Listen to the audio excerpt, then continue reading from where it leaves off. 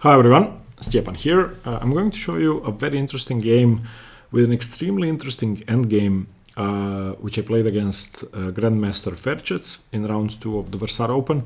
So in round 1 I faced a 1400 rated opponent and won with some inaccuracy, but still did manage to win. On day 2 there were 2 rounds. The first one was played in the morning and I got paired against the Grandmaster. So that's always nice for me. I enjoy playing high-rated players, especially Grandmasters, because there's basically nothing I can lose. I'm either going to learn a lot or, well, play a great game and it's going to be a miracle. So Grandmaster Fercec is very experienced, plays a lot of different stuff. But against the London system, which I've decided to play to make sure I at least have a comfortable position or a position I know, he usually plays setups with both g6 and b6 or with b6 and d6.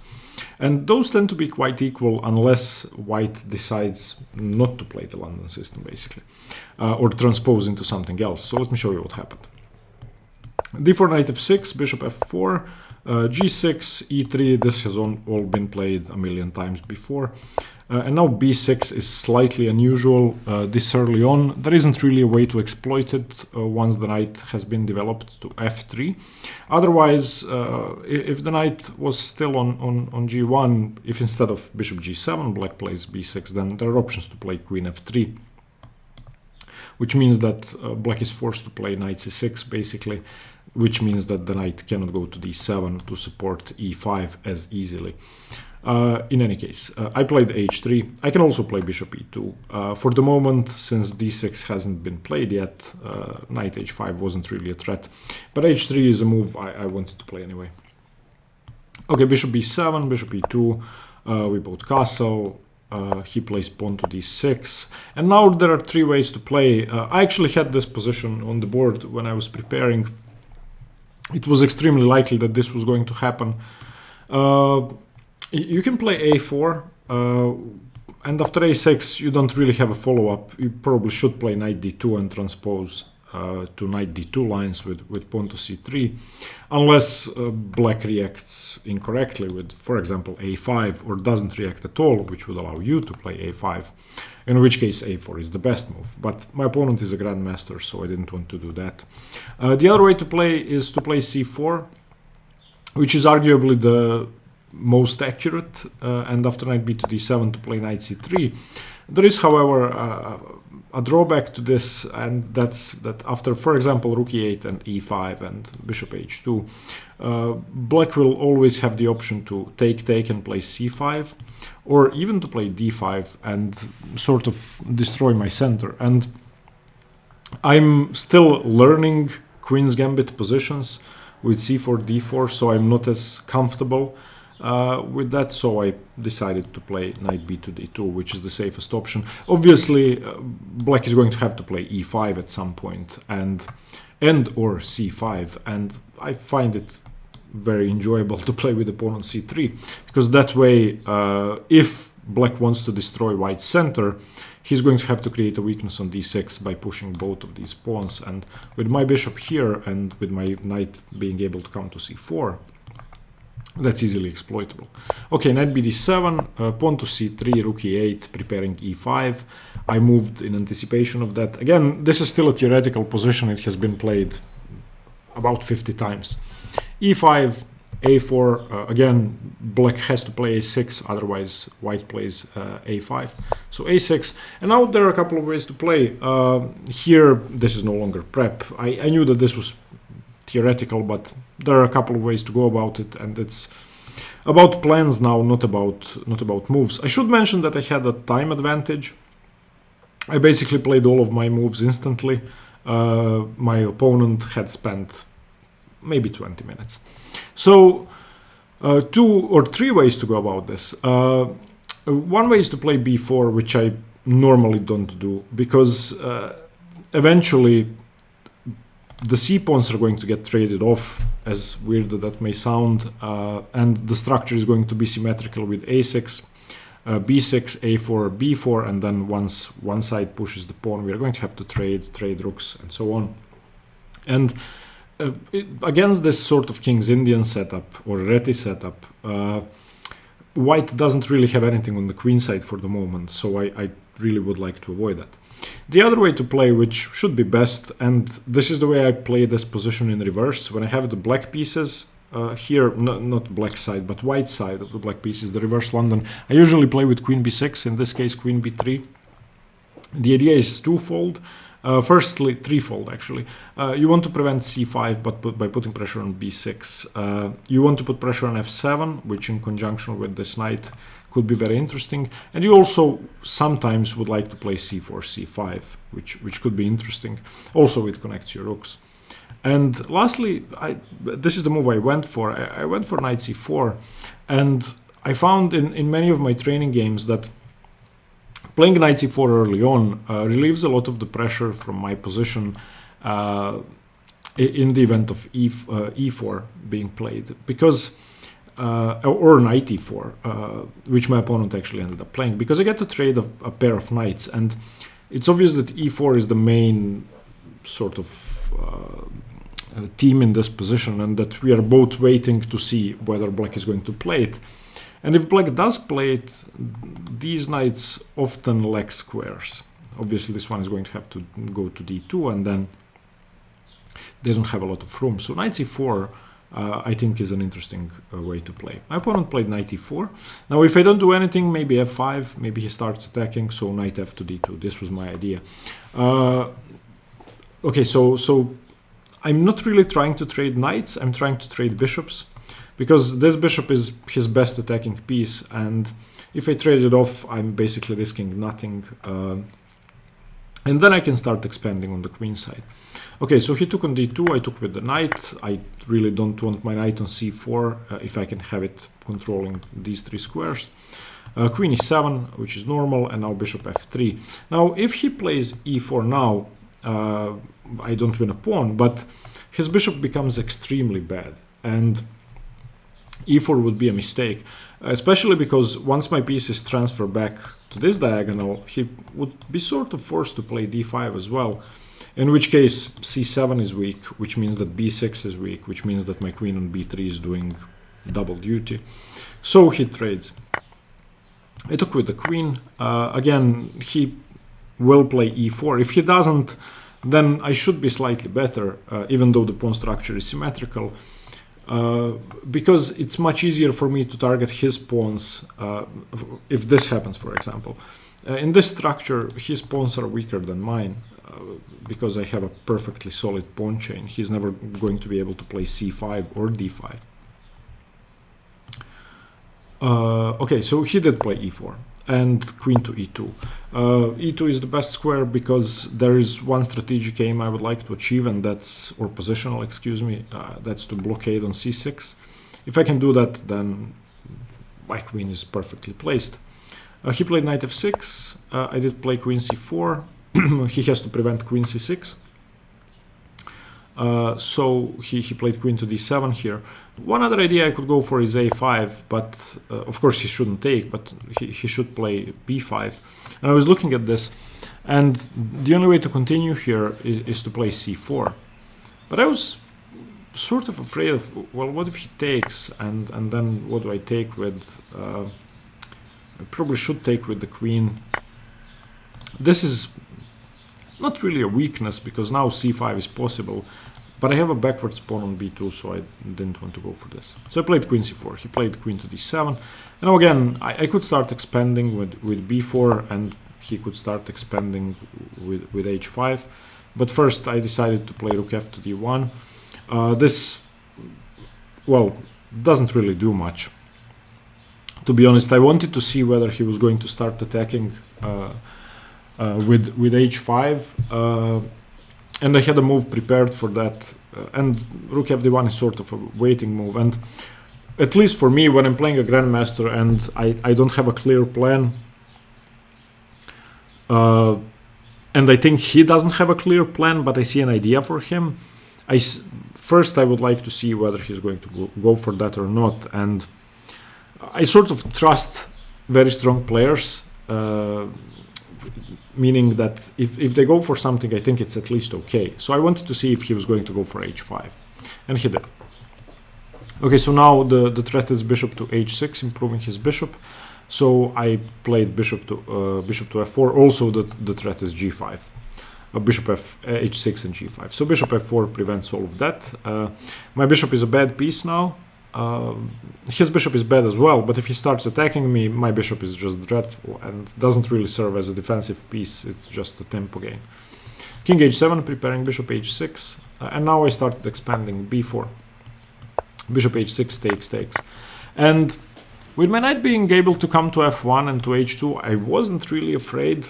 I'm not saying that I have anything on the queen side, but I thought that I had a good position here.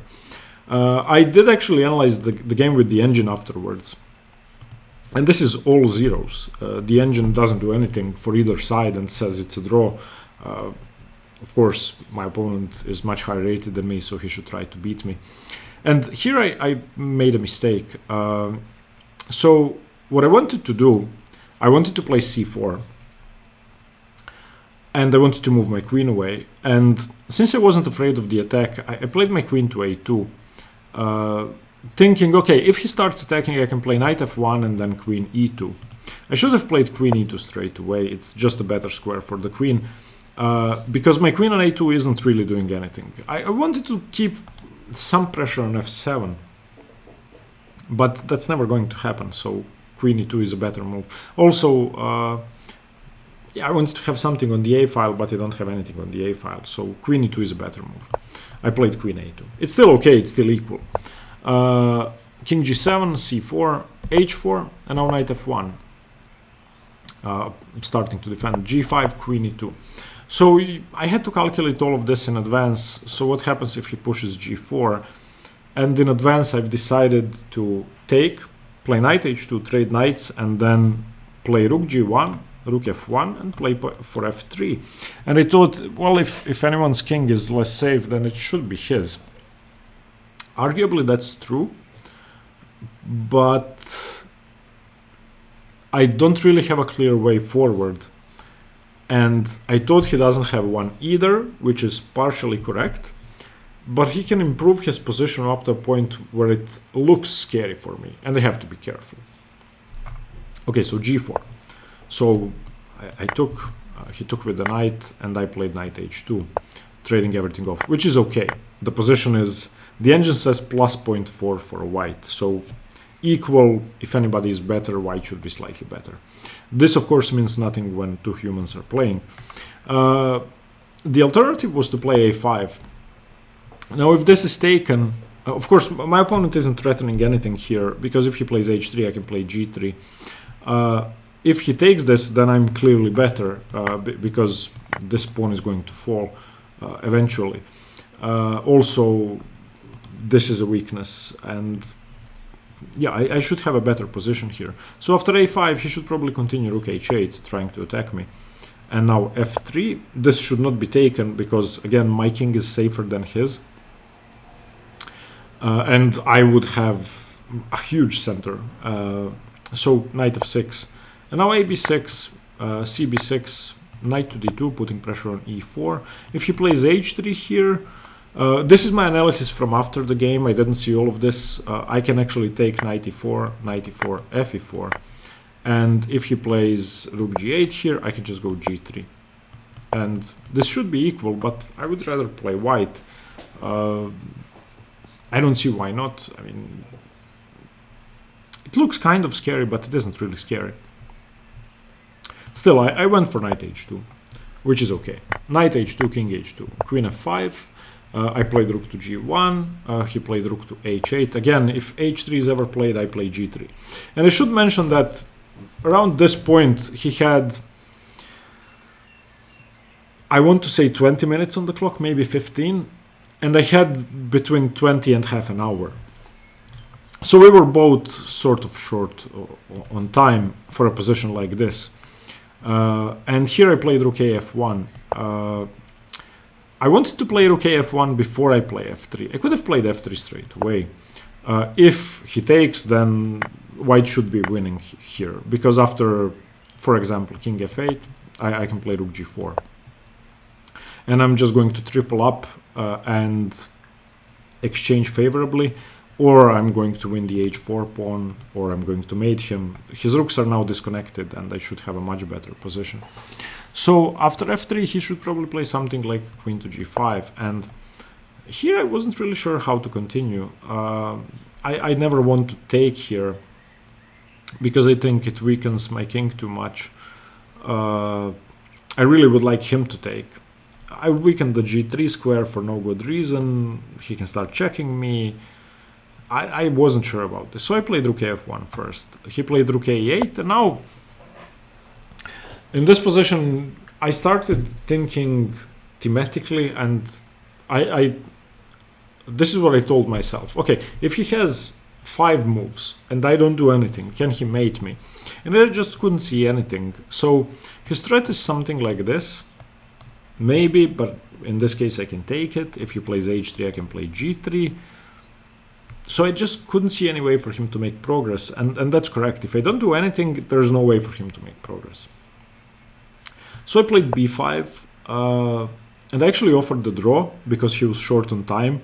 Of course, he's going to try to beat me.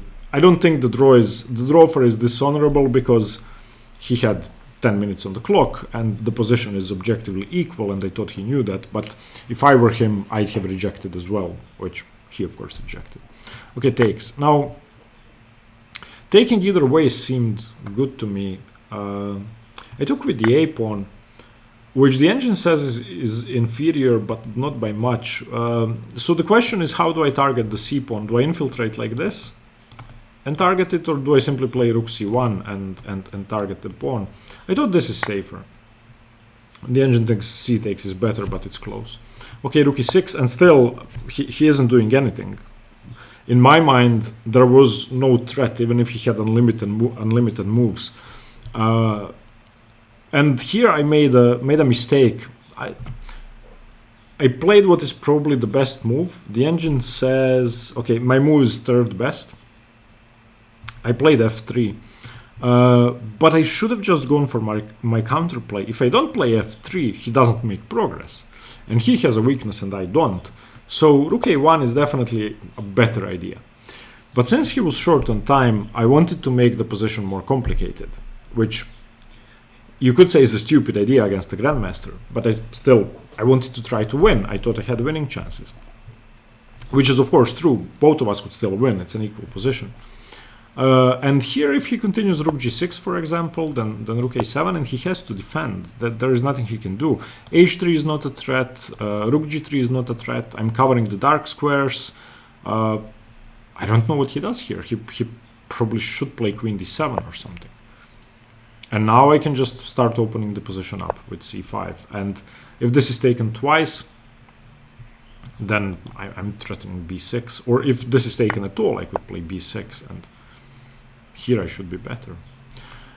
But I think had I played rook a1, he would have just defended, and probably the game ends in a draw, unless he finds something astonishingly tricky. But I played f3. Again, this is a mistake. Not according to the engine, it's a mistake because why not hold the position if you can? Okay, queen g6, and now I have to defend against queen g3. I don't want to allow that check. I can play queen e1 or queen f2. I played queen e1, which is okay. Rook h5, and still, even though I've weakened the g3 square, I don't think he has anything that special. The threat could be to plant a rook on g3 and then play h3, with the idea of if I take the rook somehow, he can mate me on the h-file. But as long as I have two pieces defending, that's never possible, unless he manages to triple up, which is really hard to do, because yeah, it's impossible. Okay, but here I followed through with my plan. So I actually, in this position before playing f3, saw the whole sequence, and it played out exactly as I'd imagined. So f3, queen g6, queen e1, rook h5, and I took on e4. Once he takes on e4, I decided to play rook f3, and now I thought he really has nothing. He played rook g5, I played queen f2, The engine now says that black is slightly better. It says minus 0.7 if he plays rook e g4. Every other move is equal. He did play rook e g4, and I continued with rook f4, which is what I intended to play originally, and I thought it was equal, and it should be about equal. Okay, so rook f4, rook f4. At this point I had 2 minutes on the clock, 2 or 3, and he had a minute on the clock. So we were both in time trouble. If you've seen any of my games, then you know that when I'm in time trouble, I cannot really think clearly, and by time trouble I mean anything below 15 minutes. I get very anxious and nervous. There are 2 ways to take this, and I'd actually spent more than 5 hours analyzing this position without the engine with several people, most of whom were stronger than me. And we couldn't figure out whether the position is a draw, a win for a white, or a win for black, if you capture correctly. If you capture incorrectly, we all agreed that black simply wins. So this is a very interesting position, so pause the video and try to figure it out. Okay, so there are 2 ways to take. I took with the queen, which loses on the spot, unfortunately. I didn't even spend too much time thinking about that. The tactical problem is that you can never take the h4 pawn, and that the queen infiltrates on g3 and the rook infiltrates on f2. And I saw all of that, but I saw a refutation, which is stupid, and it's no refutation. So he plays rook f5, which I'd expected. I cannot take on h4 because rook h5. So queen e4, queen g3 check, king h1, rook f2. I saw all of this. Now, of course, threatening pawn to h3. And I thought this was a very clever move, queen f3. Now, if this is taken with the rook, then it's a draw immediately. It's just a drawn position. No, actually, maybe white could play for a win, or I thought he could play for a win, but after rook takes g6 should probably be equal, because he can take with the pawn and then has no weaknesses. If queen takes f3, then black is clearly better and probably easily winning. This is the first thing I'd missed. So gf3 and simply king f6, and something is going to fall. But I cannot hold this position. He can also simply move the rook away, something like, let's say, rook to c2, and I have no moves. I have no moves. But he played king h6, which is also a very strong move. He doesn't have to react. I can never take the queen because I have a lost endgame, which is exactly what I did, because I was now under a minute or something, so I had to do something. There's a very interesting move which I'd completely missed, which he pointed out after the game when we were analyzing, and he said, well, you should have played queen a8 here. And that's actually very interesting. I didn't see it at all. The threat is if h3 I win the queen with 2 checks.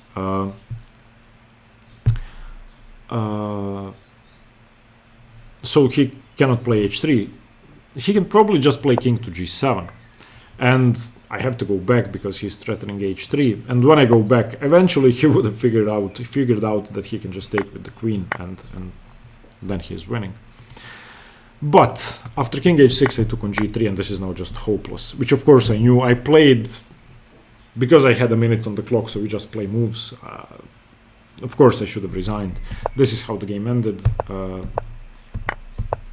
Firstly, I'm getting mated if I move my rook away from the first rank, and secondly, I'm losing all of my pawns. So I try to exchange pawns, because if there are no pawns on the board, it's a draw. Or if I can leave him with 1 pawn, I probably could hold. But yeah, after king e2 f5, I resigned. That this is it. There is nothing I can do. It's a hopeless endgame. But coming back to this position, where I took with the queen, taking with the pawn is actually interesting, and this is the position we couldn't figure out. If you turn on the engine, which I have done after a lot of analysis, black should be slightly better, but white should be able to hold. I actually couldn't figure out who is better and why. Let me just show you, firstly, one move which loses, which he may have played because he was in time trouble. If he plays rook f5, then g4, and white simply wins. Rook f6 is the only move, and now g5, rook f5, and d5 is just a killer. Because I'm threatening to take the pawn, I'm threatening to play queen check. So, for example, queen h5, queen d4 check, king f8, queen e4, and now I'm threatening rook e1. If queen g6, then rook e1, and that's it. Black can resign. And after e takes f4, the move which I'd analyzed the majority of the time was rook to g3, which has to be the best move. And now I'm not going to bore you with all the details, but basically I've concluded that rook e1 has to be best because I should really go for counterplay. Eventually black wants to play queen to d3 or queen to g4 and mate me. So if, for example, queen to g4, my only chance is to start trading off material straight away, and this should be a draw. This is what I came up with after a ton of analysis, that I simply go for counterplay on the queen side. And in this position I don't exchange, I play rook e3. And if rook takes b5, then rook h3, and I should be holding this because I get a ton of counterplay. So I sort of play on both sides of the board. So yeah, in this critical position I made a mistake, which is, it's understandable that I made the first mistake. The game was equal from start to finish, from start to this point, and then I blundered. I mean, I wasn't unhappy, I think I played well. I played slightly cowardly, and after this game I've decided to play sharp positions against much stronger players. Well, after the tournament finishes, because I had to prepare them first. But I enjoyed playing this, it was interesting. I hope you liked the game too. Let me know what you think, and stay tuned for more chess. Bye bye!